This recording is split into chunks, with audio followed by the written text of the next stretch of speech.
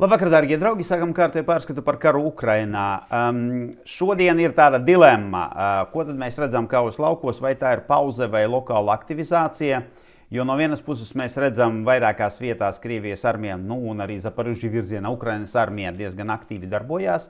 Bet no otras puses to nevar uzskatīt par nopietnu uzbrukumu, jo tas viss ir tādas nelielas lokālās darbības, kurām, protams, arī būs tikai kaut kāds lokāls efekts, ja arī tie uzbrukumi būs veiksmīgi. Atjaunojums par uzbrukumu Krievnī elektromikročip. Mums atnācis Ukraiņu drona video, kas nozīmē Ukraiņi droni arī saimnieko virs Brjanskas, un mēs redzam 8 raķetes, kuras ielido iekšā fabrikā. Un tad šeit uzreiz mums arī ir satelīta uzņēmums. Šitas ir jumts fabrikas pirms uzbrukuma, un tad mēs redzam te iespējams, ka ir 2 trāpījumi šeit un šeit. Tā kā īsāk sakot, fabrika dabūja pa pilno klapi. Vai viņiem tur kaut kas darbosies tuvākā laikā, es ļoti šaubos. Zaporižģja virziens. Šeit mums ir vairākas, ir vietas, kur izmaiņu nav. Tas pats paliek šo 6 ciemu vietā, tas pats paliek arī šeit. Te gan Krievijas armija saka, ka viņi uzbruk Vierkņie Tersa. Ukraiņi ziņo, ka uzbruk Cvitkove un Alena Konstantinovka, kas attiecīgi nozīmē, ka Cvitkove ir tomēr Krievu rokās, nevis tā, kā viņi agrāk ziņoja, ka viņi ir ieņēmuši šo te ciemu. Krievija ziņo, ka viņi iet ārā no Rizvjankas uz visiem virzieniem, tā skaitā uzbruk uz Vozdviženku, bet nav nekāda apstiprinājuma, ka viņi ir ieņēmuši Rizvjanku. Ukraiņi uzbruk visā šajā te plašajā flangā, arī bez rezultātiem. Ničaevka tā ir pirmā izmaiņa, par kuru runāsim par labu Ukraiņiem šeit, un viņi turpina uzbrukumus Radisne.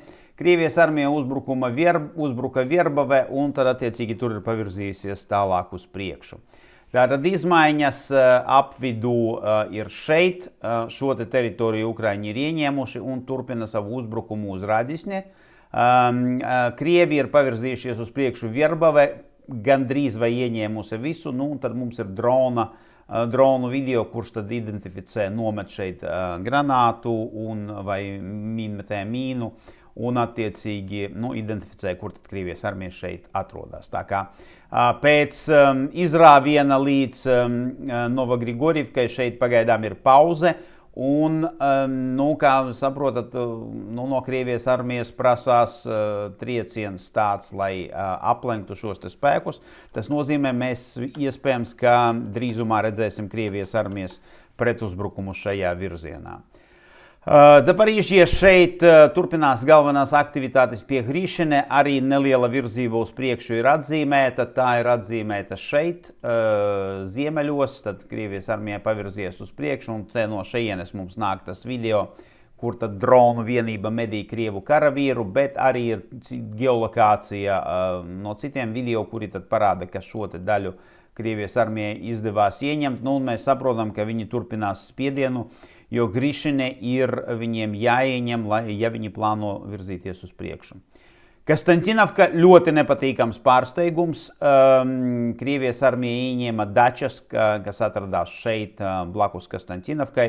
Viņi pavirzījās uz priekšu Linkā, ieņēma Stipanivku, un attiecīgi arī šī te pelēkā zona, kad bija starp Līņivku un Stipanivku, automātiski arī tad izskatās, ka ir ieņemta.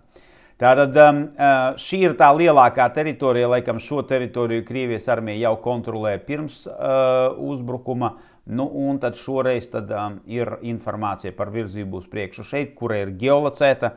Tālāk ir uzbrukums uz priekšu Līņivkā, un tad pārējām uz šo sadaļu, tātad ir virzība uz priekšu Līņivkā, un viņi ieņēma Stipanivku, pavirzījās uz priekšu uz Dovgabalku un daļēji ieņēma šo te pozīciju, par kuru, protams, ka tuvākās dienās arī notiks kaujas.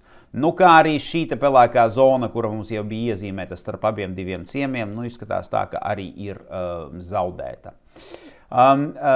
Slavianskas virziens šeit Krievijas armija runā par uzbrukumu uzsākšanu uz Aleksandrovku un Jurkivku.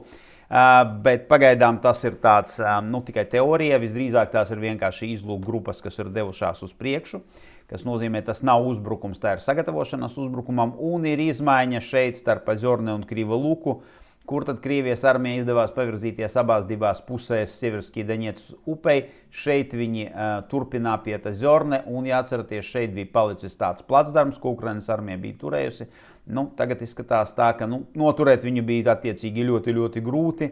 Tagad izskatās, ka tas ir ieņemts, un tad Krievijas armija ieņēma visu teritoriju līdz upei, kas nozīmē Kriva Luka un Kaļiņiki kaujas ir tas, ko mēs redzēsim tuvākās dienās.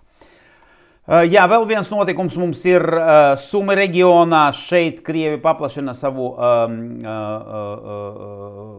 buferzonu. Jā, tad šoreiz viņiem izdevās ieņemt Červona Zorja un tad attiecīgi pavirzīties uz priekšu šeit un tad principā izveidot tādu nelielu buferzonu te.